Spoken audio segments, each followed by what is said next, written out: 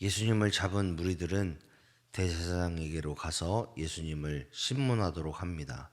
예로부터 공회에서의 재판은 낮에 행하며 모든 사람들이 그 모든 재판 과정을 볼 수 있게끔 만들어 주는 것이 전통이었습니다. 그런데 예수님의 재판은 밤에 이루어지고 있다라는 겁니다. 이는 예수님의 재판이 불법적인 재판이었다라는 거죠. 또한 대제사장들과 서기관들이 증인이라고 불러온 사람들의 증언 역시도 모두 일치하지 않는 것을 보면 그들이 합법적인 재판을 연 것이 아니라 예수님을 죽이고자 모의했고 작정한 재판을 하고 있다라는 것을 우리는 알 수 있습니다. 이를 통해서 대제사장들과 서기관들이 예수님에게 얼마나 큰 적대감을 가지고 있었는지, 가장 공의롭고 정의로워야 하는 공회가 얼마나 타락하고 얼마나 죄 짓는 데에 앞장서고 있는지를 보여주는 대목이 오늘 본문의 말씀입니다. 이렇게 예수님의 불합리한 재판이 진행되는 중에도 베드로는 멀찍이 떨어져서 예수님의 재판을 보고 있다라고 53절의 말씀은 이야기합니다. 이는 겟세마네 동산에서 예수님께서 세 번의 기도를, 그 간절한 기도를 하고 오실 동안에 깨어있지 못하고 잠들어 있었던 제자들의 모습과 동일합니다. 예수님께서 정말 땀이 피가 될 정도로 열심히 기도하고 오셨음에도 불구하고 제자들은 예수님과 동일한 공간에 있었음에도 불구하고 잠들어 있었던 그 모습과 오늘 베드로의 모습이 동일한 거죠. 예수님이 재판의 과정 속에서 정말 숨죽여 고통당하고 있는 그 상황, 모욕당하고 있는 그 상황에도 불구하고 베드로는 멀찍이 떨어져서 그것을 보고 있다라는 것입니다. 또한 제자들이 모시고 있었던 스승을 위해 당당하게 나서지 못하는 그런 모습들이 보여짐으로 인해서 예수님께서는 그 모든 상황들을 이렇게 이야기하셨는데, 마가복음 14장 33절의 말씀을 보니까 마음은 원이로되 육신이 약하도다, 이런 말씀을 통하여서 제자들의 연약함을 예수님은 미리 아셨고 그것을 이야기하시는 것을 보게 됩니다. 많은 사람들은 예수님을 믿으면 모든 문제들이 사라지고 어려움들이 해결될 거라고 기대합니다. 하지만 예수님을 믿으면 오히려 더 많은 문제들을 당면하게 되고 어려움을 겪게 되는 것을 우리는 잘 알고 있습니다. 예수님을 믿지 않았다라면 굳이 겪지 않아도 되는 문제와 어려움들을 당하기도 합니다.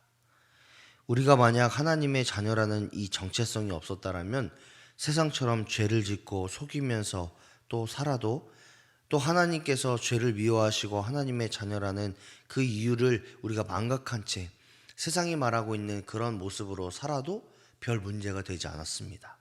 그런데 우리가 예수님을 믿음으로 인해서 하나님의 자녀라는 그 정체성으로 인하여서 우리는 죄를 미워하고 죄를 멀리하고 또 하나님의 자녀답게 살아가야 되는 그런 우리의 삶의 모습이 된 거죠.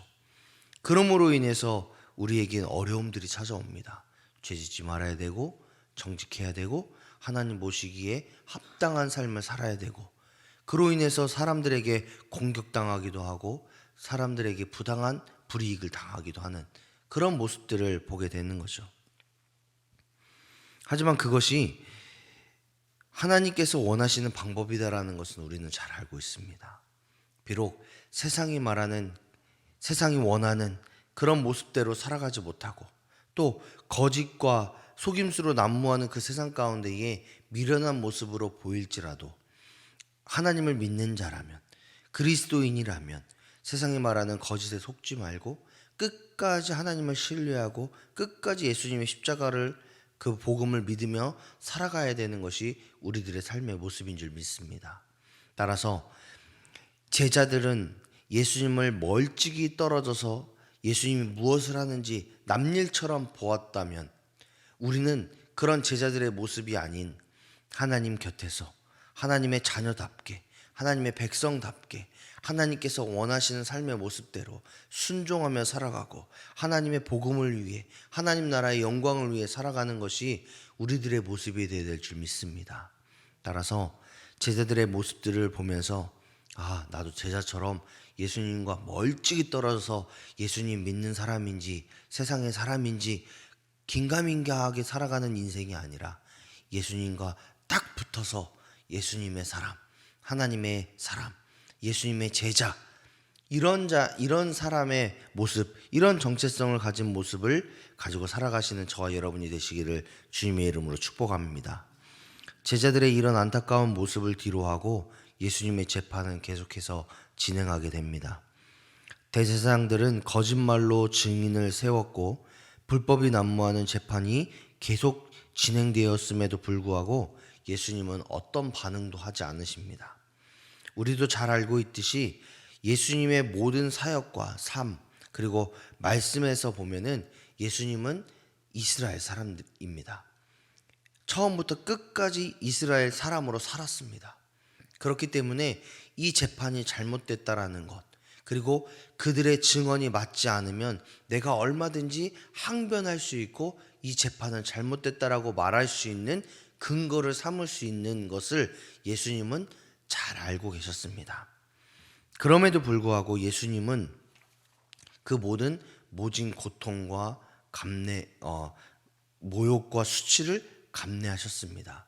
이 재판이 잘못되었음을 알았음에도 불구하고 대제사장들이 그리고 서기관들이 처음부터 끝까지 거짓말로 예수님을 공경에 빠뜨리고 죽이고자 했음에도 불구하고 예수님은 그 모든 것들을 침묵으로 감당하셨다라는 거죠. 왜 예수님이 그렇게 하셨느냐라고 했을 때는 우리는 이유는 분명히 알 수 없습니다. 왜냐하면 성경에 나오지 않으니까 그렇습니다.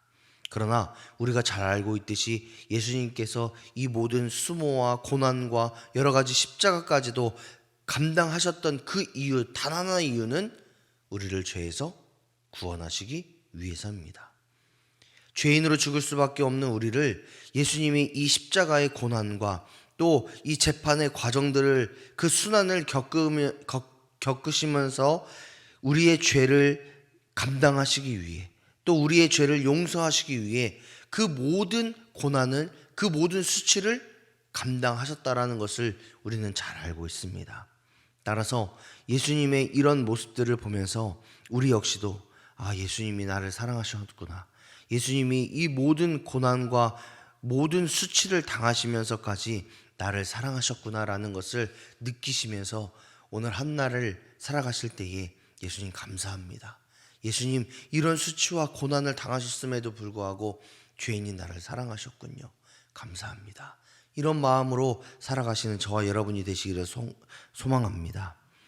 대제사장들은 이렇게 거짓이 난무하는 재판을 계속 이어가고 있던 차에 61절의 말씀을 보니까 예수님께 내가 찬송받을 이의 아들 그리스도냐라고 묻습니다. 이는 예수님께 내가 스스로를 하나님의 아들이자 이스라엘을 구원할 메시아라고 주장하냐, 이런 비아냥거리는 질문이었습니다. 이렇게 악의가 가득한 질문의 그 핵심적인 근거에는 예수님이 자신을 하나님의 아들이라고 여러 사역 가운데서 이야기하셨잖아요. 그렇기 때문에 이렇게 물어보면 당연히 예수님은 그렇다, 내가 그다 라고 말씀하실 것을 이 대제사장은 알았습니다. 그리고 실제로 예수님이 내가 그다 라고 말씀하셨죠. 그러자 예수님의 이 음성을 듣자마자 그가 옷을 찢으면서 예수님을 죽여야 된다, 사형에 처해야 된다 라고 말하면서 격분을 하고 있는 것을 보게 됩니다.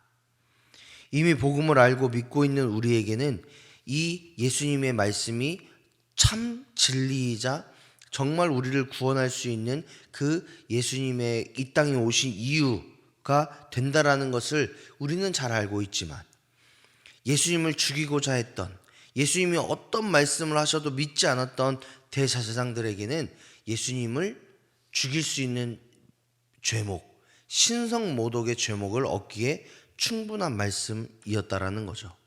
그리고 실질적으로 예수님을 십자가에 달아서 죽이려는 그 죄목 가운데에 가장 큰 죄목이 신성모독죄, 즉 자기 스스로를 하나님의 아들이라고 말했다라는 그 죄를 가지고 예수님을 심판하는 것을 보게 됩니다. 하나님께 사랑하신 여러분, 우리가 살아가고 있는 세상은 거짓과 죄, 위선으로 난무하는 세상을 살아가고 있습니다. 대제사장들과 서기관들이 예수님을 거짓으로 몰아세웠던 것처럼 우리들 역시도 세상이 계속해서 거짓으로 몰아세우고 위선으로 몰아세우고, 그래서 하나님을 모른다라고 이야기하고 신앙이 무너지게 만들고 또 믿음에서 파산되는 일들을 만드는 데에 가장 앞장서 나가는 것이 세상입니다. 왜냐하면 세상의 주관자는 사단이고 사단이 원하는 것은 함께 파멸하는 것에 있기 때문에 그렇습니다. 그러면 이 사실을 알고 있는 우리는 어떻게 해야 되겠습니까?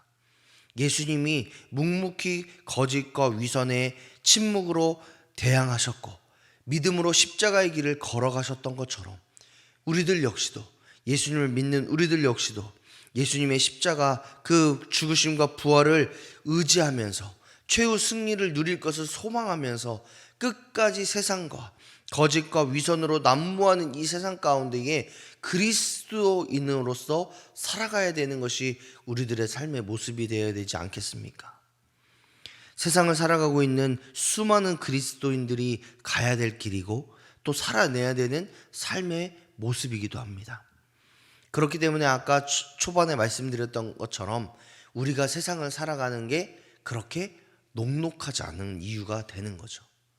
그냥 예수님 모르고 세상을 살아가는 것도 힘들어 죽겠는데 예수님을 알아감으로 인해서 거짓이 우리를 공격하고 죄가 우리를 공격하고 위선이 우리를 공격할 때에 꿋꿋이 예수 그리스도의 십자가를 의지하며 그것들을 예수님을 소망하며 예수님의 복음의 능력을 의지하며 하나님의 영광을 위해서 버티고 견디는 것 절대로 쉽지 않습니다.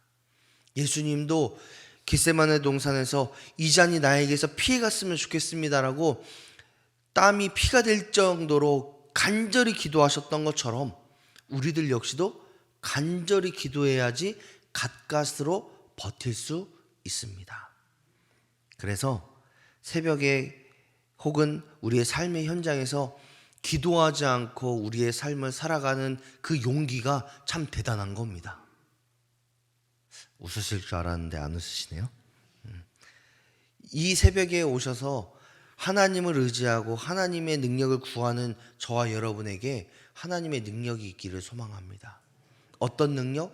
기적을 경험하고 갑자기 손에서 바람이 불고 이런 능력이 아니라 오늘 한날을 버틸 수 있는 능력, 오늘 한날을 예수 그리스도의 십자가 복음을 의지함으로 이겨낼 수 있는 능력, 잘 살아갈 수 있는 그 능력이 저와 여러분에게 있었으면 좋겠습니다.